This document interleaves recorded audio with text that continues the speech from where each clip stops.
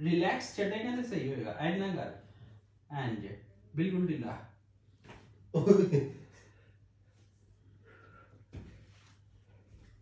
ढीला ढीला ढीला ढीला ढीला ढीला ढीला।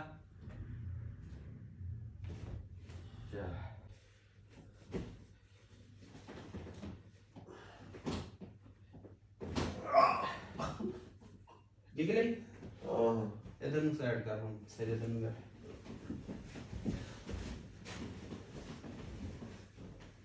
आगे हो मुंह तरफ, मुंह तरफ